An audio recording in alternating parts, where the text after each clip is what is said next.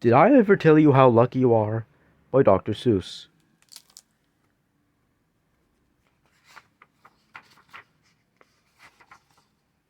Ram House, New York. This book, with love, is for Phyllis de Jackson. When I was quite young and quite small for my size, I met an old man in a desert of dries, and he sang me a song I'll never forget. At least, well, I haven't forgotten it yet. He sang a terribly prickly place, but he sang with a sunny, sweet smile on his face. When you think things are bad, when you feel sour and blue, when you start to get mad, you should do what I do. Just tell yourself, Duckie, you're really quite lucky. Some people are much more, oh ever so much more, oh muchly much more unlucky than you. Be glad you don't work on the Bunglebung Bridge that they're building across Boober Bay at Bum Ridge. It's a troublesome world. All the people who are in it are troubled with troubles almost every minute. You ought to be thankful, a whole heaping lot, for the places and people you're lucky or not.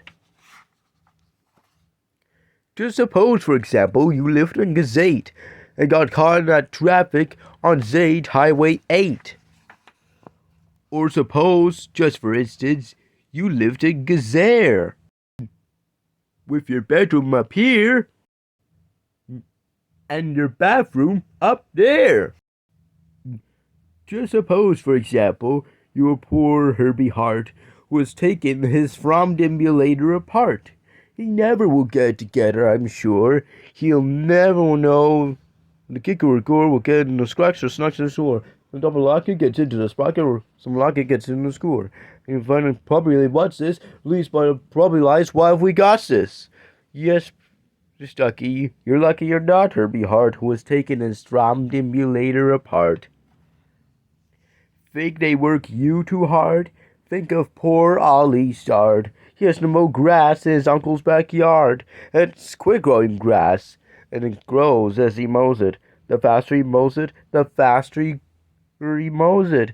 And all the stagey old uncle will pay for shoving that mower around in the hay is the pitifulest pay of 2 ducalas a day, and Ollie can't live on such pitifulous pay. So he has to paint flagpoles on Sundays and grooves. How lucky you are you don't live in his shoes. And poor Mr. Bix, every morning at 6, poor Mr. Bix has his borfin to fix. It doesn't seem fair. It just doesn't seem right, but his borfin seems to go slump every night. It slumps in a heap, sadly needing repair. Bix figures it's due to the local night air. It takes him all day to unslump it, and then the night air comes back, and it slumps once again. So don't you feel blue. Don't get down in the dumps. You're lucky you don't have a borfin that slumps. And while we're at it, consider schlots, the crumple-horned, web-footed, green-bearded schlots whose tail is entailed with unsolvable knots. If he isn't muchly more worse off than you, I'll leave my umbrella. That's just what I'll do.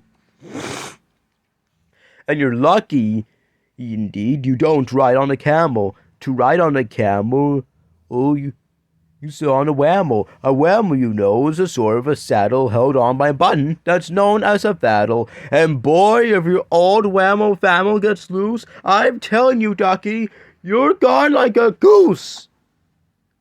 And poor Mr. Potter, T-crosser, I-dotter. He has to cross T's and he has to dot I's in an I and T factory out in Van Nuys. Oh, the jobs people work at. Out west, near Hotch Hotch, here's a Hotch Hotcher bee watcher. His job is to watch and keep both his eyes on the lazy town bee. A bee that has watched work hard, you see. Well, he watched and he watched, but in spite of his watch, that bee didn't work get harder, not much.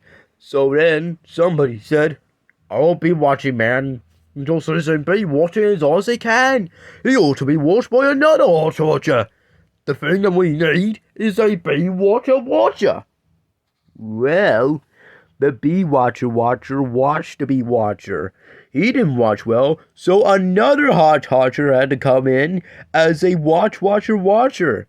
And today, all the watchers who live in hot are watching watching the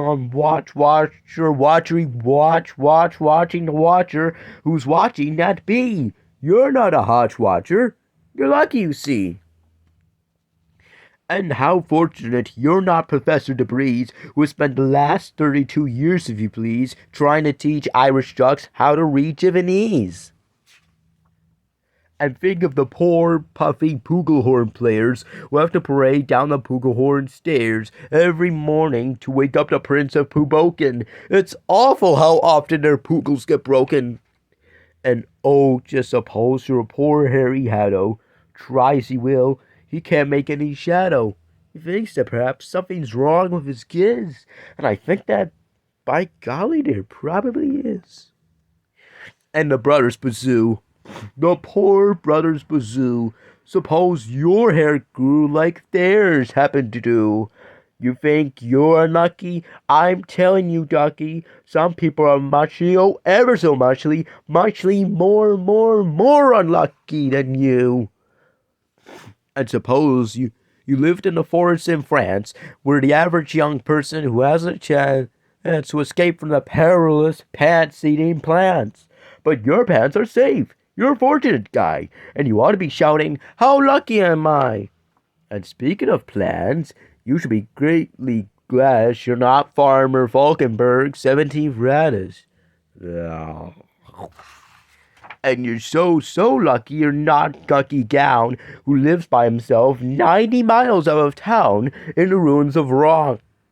Rock is rather run down, and you're so lucky you're not a left sock left behind by mistake in the caverns of Croc. Thank goodness for all the things you're not. Thank goodness you're not something someone forgot and left all alone in some punkerish place, like a rusty tin coat hanger hanging in space. That's why I say, Duckie, don't grumble, don't stew. Some critters are much, oh, ever so muchly more unlucky than you. The end. No Muslims were harmed in the making of luck.